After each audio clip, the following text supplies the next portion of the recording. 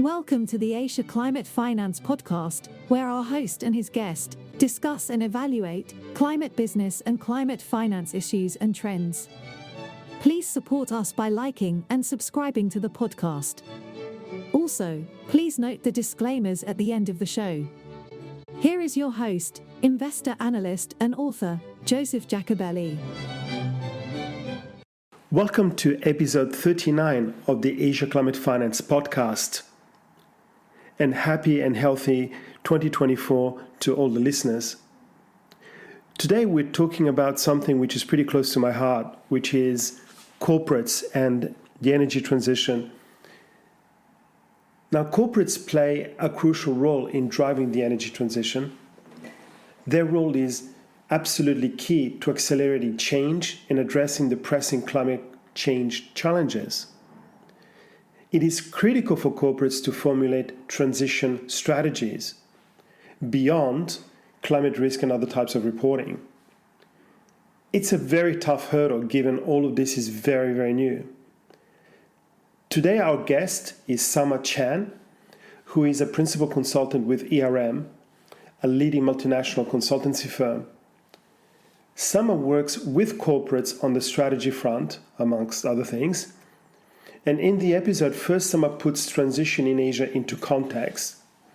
Then she offers several key takeaways from her COP28 visit. She then discusses how corporates approach transition strategies, including a few examples. And finally, she shares some thoughts on her long-term outlook. Please enjoy the show.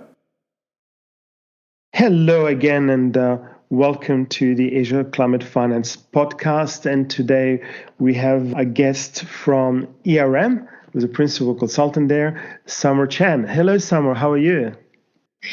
Hi, Joseph. Thanks so much for having me. Hello, everyone. Happy New Year. Not sure if I can still say Happy New Year of 2 weeks, though. I think we can still say Happy New Year. Okay. I think it's always a good greeting. So happy and healthy New Year to you as well. Summer, I wanted to start by asking you perhaps to tell us a little bit about yourself. I mean, we've got your bio on the show notes, but I think, maybe some words about your background from yourself would be great. Happy to. I actually began my career in climate change back in 2015 when I joined the UNDP as an intern. So my role back then is to promote the SDGs. Yeah, that's the SDGs, which used to be called MDGs, the Millennium Development Goals, with only 8 goals. And then the UN upgrade to 17 goals, and they are a bit worried whether this is too aggressive call for companies adoption. But glad we managed to put that through. And now SDG become one of the most used frameworks by companies. And after that, in 2016, I think I joined the UK government Foreign Commonwealth Office, working on climate change and energy policy. And this is actually where I start to get interested in the energy transition in the post-Paris Agreement era, I would say. And then I get involved in a number of areas like offshore wind, power sector reform, climate risk, green finance, hydrogen, shale gas, and even CCUS, which back then still not as a hot topic as it is today. About 2.5 years ago, in 2021, I left the British consulate and joined the ERM based in Hong Kong and started to work more closely with corporates and business to support the low carbon transition journey. So this is quite rewarding, if I'm being honest. So here I am. And just to follow up on that, what exactly do you do all day? What does a principal consultant for ERM does? And maybe you can mention a couple of words on ERM first, because some people may not be that familiar. Yeah, just for the benefit of people who haven't heard about ERM before, we are actually the largest global pure play sustainability consultancy. So when people talk about sustainability in the past decade, we've been actually doing this for more than 50 years. So we've been partnered with all the different organizations, companies supporting their low carbon transition. And if you type in www.sustainability.com, actually that's the website for our Sustainability Institute, which is our kind of a think tank in our platform for employees to share the thought leadership on sustainability. So for me, I've been with one of the team called Corporate Sustainability and a Climate Change team, CSCC team. And we deliver a wide range of projects, basically supporting companies at all stages of their ESG journey, from like developing a net zero or ESG strategy, implementing any emission reduction measures, or deploying any low carbon technology. So basically everything, we're doing it all. For me, my personal interest or my area specialties are around climate and nature, and how these two topics really interface with each other. So a lot of my day-to-day work is actually on climate scenario analysis, so looking into the future and how this world might look like in 2030 or 2050 under different scenarios, like low carbon or high carbon scenarios, and how we are going to be impacted and whether we have the resilience to adapt. So that's quite interesting, because at the end of the day, it's not just about emission reduction or energy transition. It's more about how to enable a human-centric, just transition, and how to take into consideration of both nature, people, and climate, right? How to live hopefully in harmony with nature. So yeah, I guess I'm very lucky. I get to do things I really like and happen to be, I'd say, quite good at. Yeah. That's really excellent, and it's quite interesting to hear from you about the fact that you're actually dealing with corporates day in and day out, and all of the and I think we later on in the conversation, if you don't mind, we could dig in a little bit more into this. But before that, I know that very recently you had a very wouldn't call it stressful, but very, very busy and hectic trip to COP28. All right. So no, I wasn't talking about the hectic holidays. No. But could you tell us a little bit, what are some of your takeaways for corporates in Asia from COP28? Well, there's so many takeaways. Let me try to be selective. I think the key one is about the old energy system transformation. So you probably see this from the news already. A very clear message sent from the COP28 is to transition away from fossil fuel, which is really the tax added hours before it's finalized, but not as good as phase out, the wording phase out, of course, but still have very strong implications for corporates to get prepared for more stringent policy and regulations to reduce fossil fuel. And there's other commitments like the launch of the oil and gas decarbonization charter.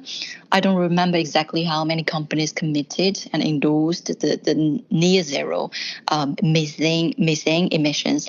So you can see this is like there's a growing pressure from more ambitions and faster actions from all the different industries, especially for heavy industries. Yeah.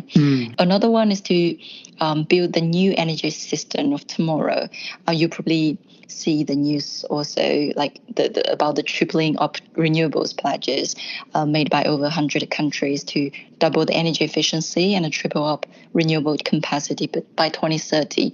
And this would mean for corporates, they need to maximize their efforts to get the low-hanging fruits, enhance energy efficiency and tripling up renewables by 2030, but at the same time to accelerate the other clean energy technologies like hydrogen or energy storage. So that's around how to build a new energy system, and I think that would be very crucial for corporates moving forward in the medium and long term. And if I may, if I can still add on another one, I think will be, like I said before, how to incorporate like climate, nature, and people as part of the just transition to a low carbon economy, because there's so many discussion around nature this year, not just in the context of how nature-based solutions can capture carbon emissions or generate carbon credits, but also how it can benefit the indigenous people or the local communities, or even secure the food. So for example, farmers in Australia and Scotland, if I remember correctly, they can own land and they can earn carbon credits with farming. So once the credits got verified and you can trade the credits in the carbon market. So in the future, farmers maybe can become traders and getting their revenue streams from it. So this is how our lives, I would imagine, that will get disrupted in so many different ways. And you like it or not, you will need to get prepared. That's my main observation and key takeaways, I would say. Moving to a different line of discussion, can we talk about corporate's transition strategies specifically? Because at the end of the day, that's kind of like core to your activities, your team's activities. Now, looking at 30,000 feet, what are corporates in Asia supposed to do? Just at a very high level, This is a very good question. I actually have clients questioned the value of ESG and sustainability, and they basically say, well, I see ESG has no value. It becomes a cost of no benefit at all. We spend $500,000 doing a sustainability reporting, and what we get from it, right? So I think for corporates, for business, the idea of value creation really need to embed it. And this is something corporates really need to start think about from another perspective, as in how to assess the cost of no action and the value of action. For example, if you don't move your power plants or data centers from a location that is facing extreme high flooding risk, what would be the cost from business interruption? And what will be the impact to your revenue, right? And that's something I think a lot of companies I would recommend to start thinking about, because that's what the investors really care about. And for corporates, I think the very least they can do is to get the house in order. So start to conduct baselining, not just the emissions baselining, but also like any material topics relevant matter to your business and operation. So climate risk and water or waste management, anything, just get your house in order right now and where you are heading to. And once you get started, it's easy to improve the data quality through different types of tools in the market, or improve your assessment granularity. So the information you gathered can better inform your decision making and build more resilience of your business. So that would be my suggestions for corporates to do at the moment. Yeah. To follow up or clarify a couple of things, you mentioned the assessing the cost of no action. So is this kind of, and I do believe this is quite key, obviously, but is this something that you would go in and try to get your head around the client's business and then try to do some assessment? Is that correct? Yeah, let me give you a real life examples. Of course, I will sanitize the name of the client, but we conducted a climate risk scenario analysis, financial impact quantification project for a power company. They own a number of solar, wind, hydro power plants across different regions. And through the exercise, we managed to identify a few material physical risks and then quantify a few, the actual impact to their revenue and the cost. And then during the process, we also compare the cost of mitigating, adapting the risk, right? So how much they need to spend if they're going to really mitigating the risk. And the benefit or the profit really actually they can get from the power plant, generated from power plant. And then we compare these figures and then give these findings to the clients, and they will decide whether it's worthwhile to really implement the mitigation measures or simply just move away the power plant or just abandon the power plant. So that's how we manage to get the outputs and inform the decision making in the board level. Yeah. I guess for a company involved in the production of energy, the risk is pretty obvious. Do you have an example of a company not involved in energy production? Let me see. So for companies who, sorry, just to clarify your question, they are not involved in energy production. So like companies from different industry, right? Yeah, could be like a real estate company, a manufacturing company, toy manufacturing company, Yeah, anything else. yeah. That can be a flip side. So, for example, that's also another real life example from the project that I've been working on with the client from the iron and steel industry.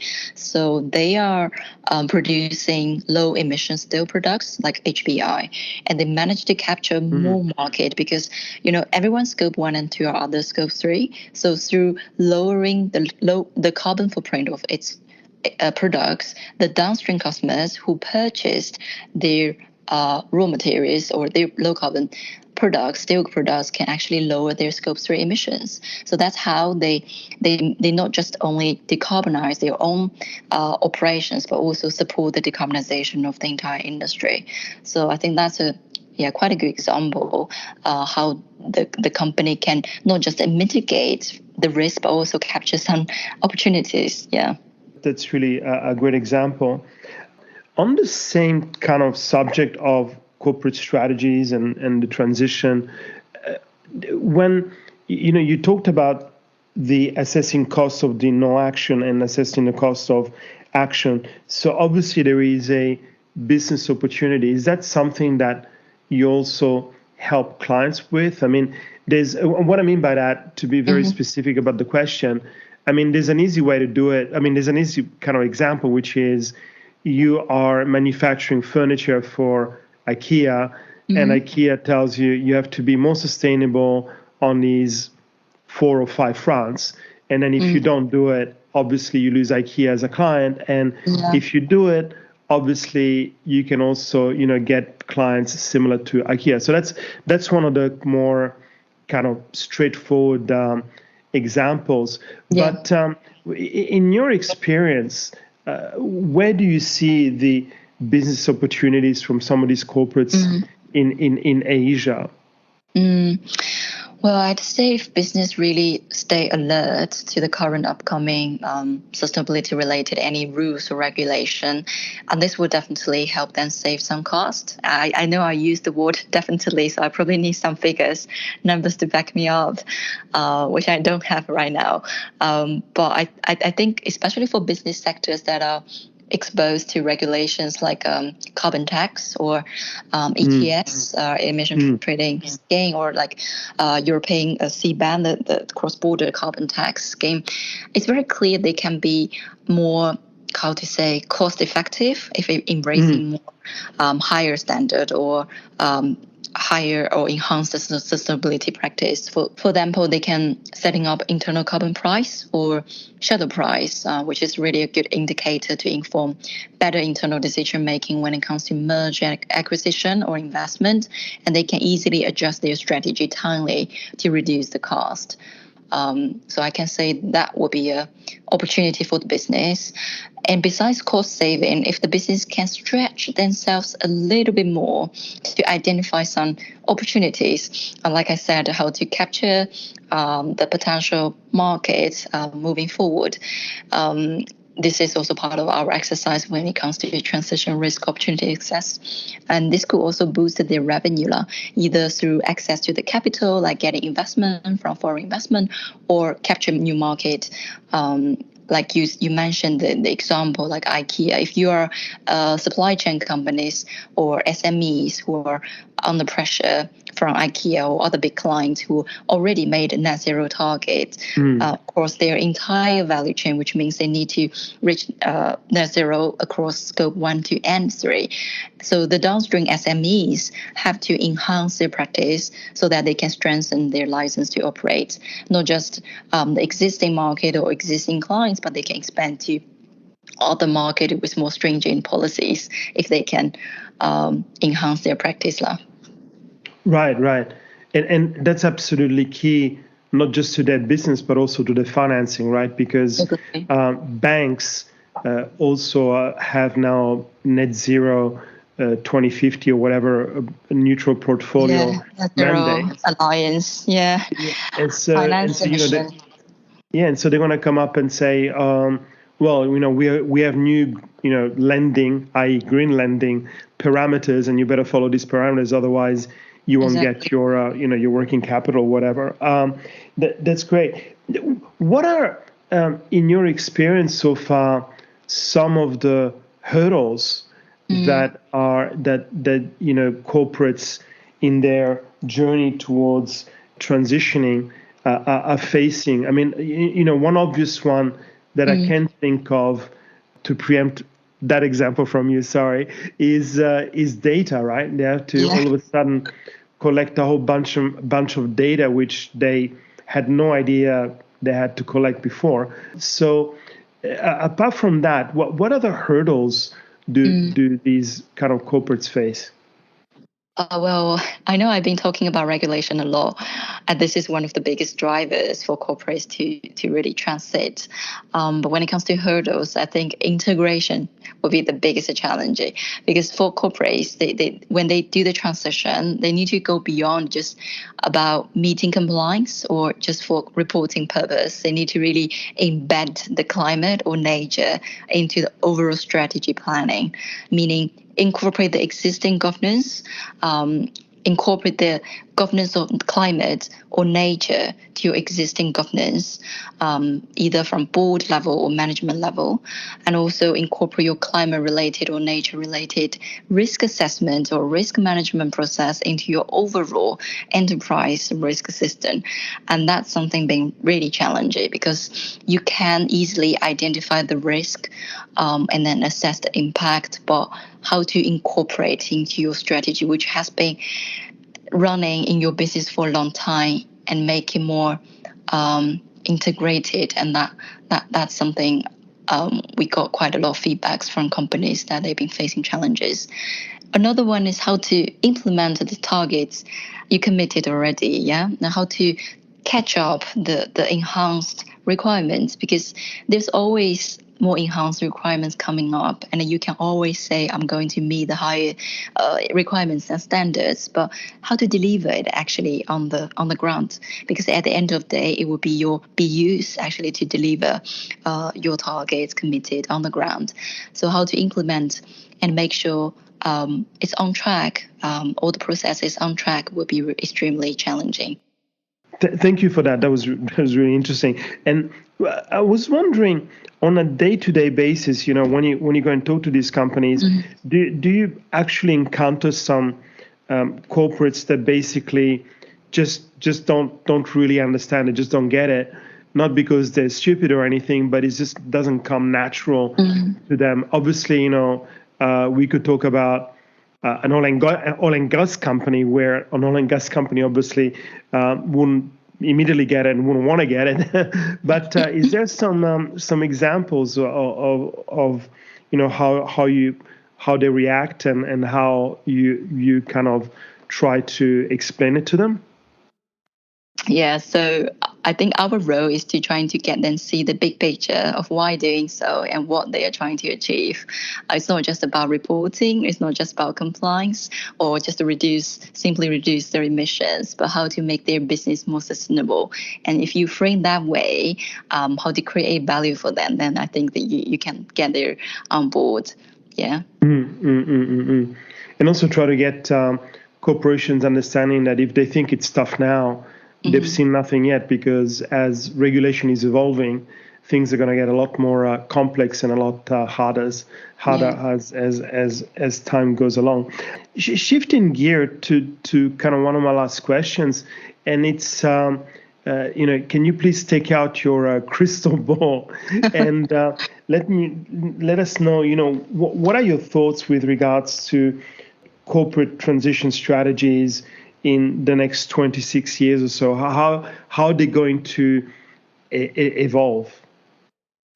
Well, ideally, I hope there will be no more ESG. Like, we wouldn't single out the term ESG or sustainability, because every decision you make or any penny you spend will be taking ESG into consideration already.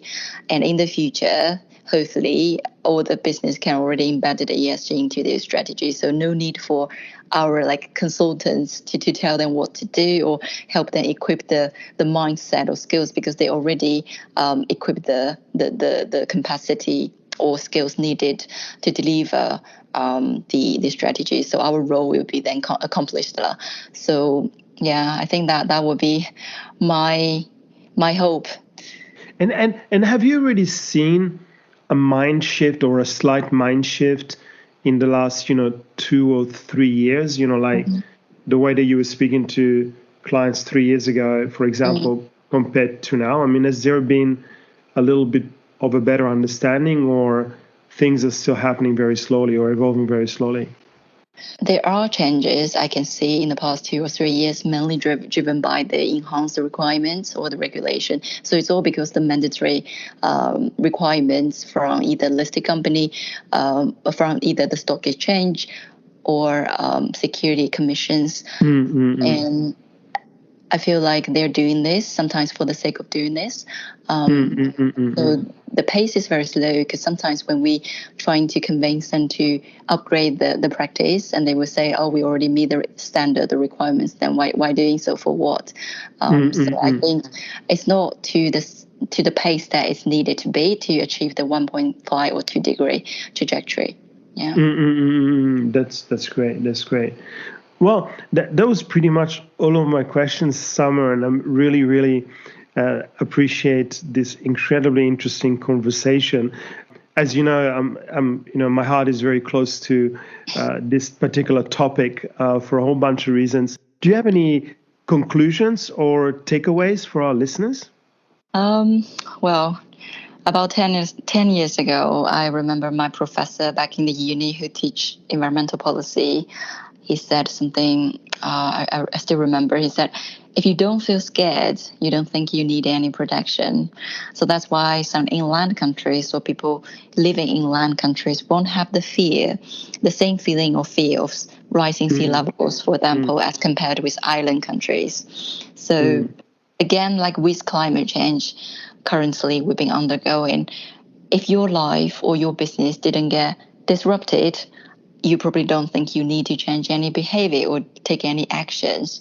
And the science and the data is actually telling us that we will get disrupted. Well, actually, I'm a climate pessimist. I don't know what will happen, whether we can bend the curve to meet the 1.5 or 2 degree trajectory. But instead of sitting there, doing nothing at all, we might as well do something while we still can.